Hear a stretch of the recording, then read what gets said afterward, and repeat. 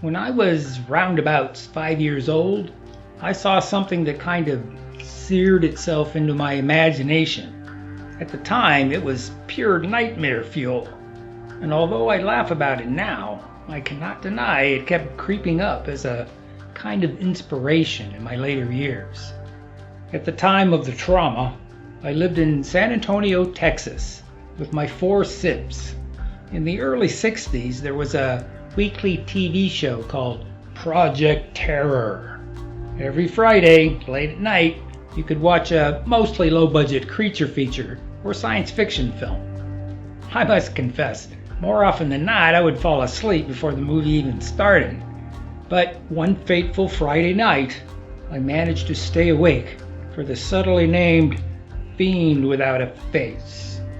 See, the fiends in this story were invisible, so they had no face. There's a way to save on the effects budget.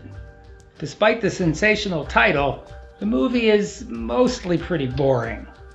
Until the last 10 minutes or so, because that's when the fiends become visible, and they still had no faces. Yikes. Instead, they were these brain monsters, spawned somehow by, you guessed it, the nearby atomic power plant. Now, other than some rubber props for the actor shots, the majority of the brain monster scenes were done with stop-motion animation. And someone had the brilliantly twisted idea of including the spinal column to act as a means of locomotion, like a inchworm. Double yikes.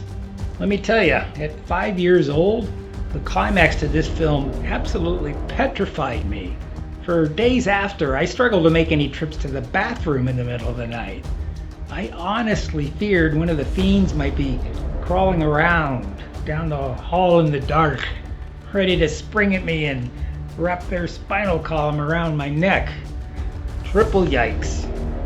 Anyway, what once terrified me became a source of inspiration later in life.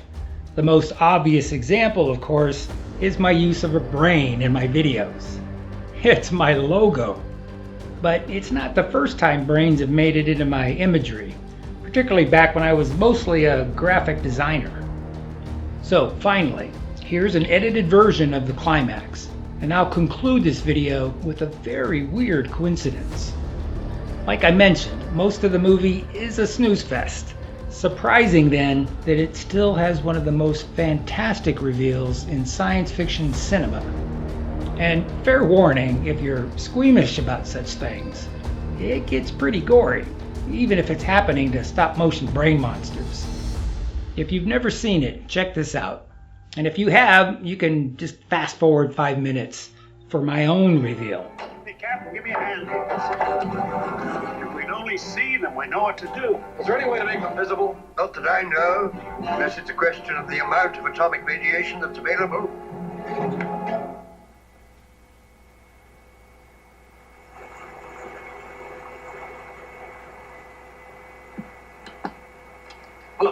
Hello, Casper? Casper, I want to talk to the Colonel. Hello? Hello, Casper, are you there? Hello? Hello?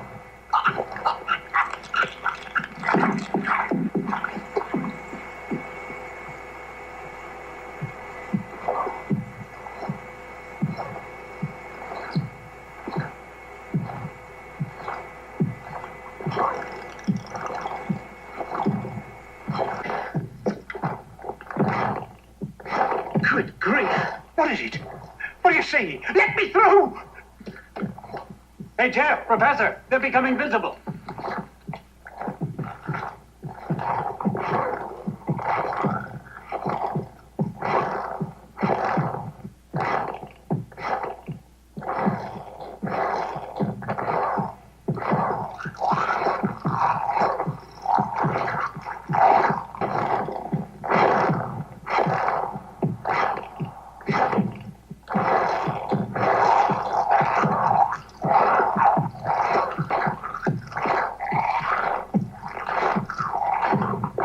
So long as it goes on, they will multiply, getting stronger and stronger.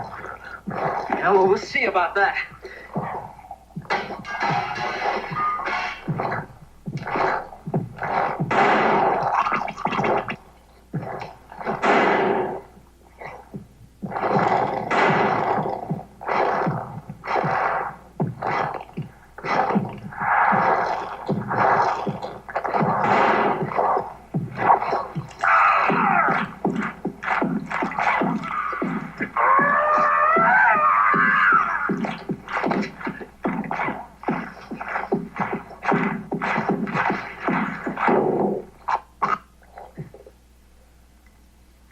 He's dead. We've got to stop him. There's only one way: shut down your atomic plant. Unless we shut off the radiation, we'll all be destroyed. Heaven knows how many others. Well, sir, there's a dynamite shed between here and the plant. If I can get through, I can blow up the control room. You can't, Professor, you can't. It's suicide. They're my creation. Perhaps I can control them. Give Jeff a chance. Lock it after me. No.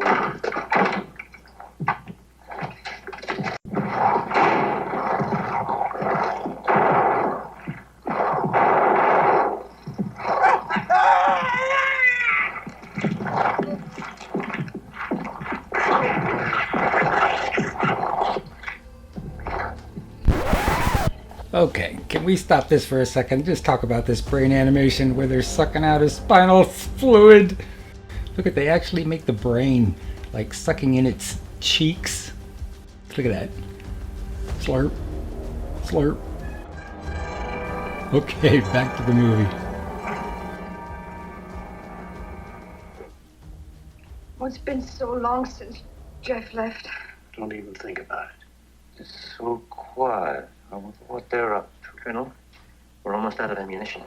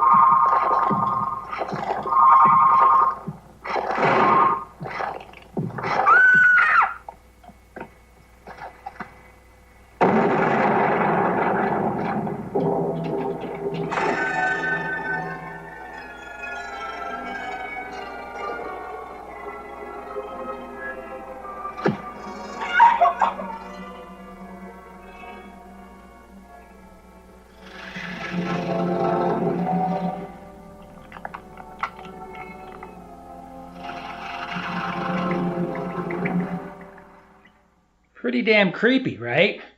And I love the shot where the brain tries to put out the fuse before, you got me. Right before they blow up the atomic energy plant. What could go wrong there? Anyway, here's one last odd coincidence. Because I'm into this kind of thing, I was curious as to just who was responsible for the special effects.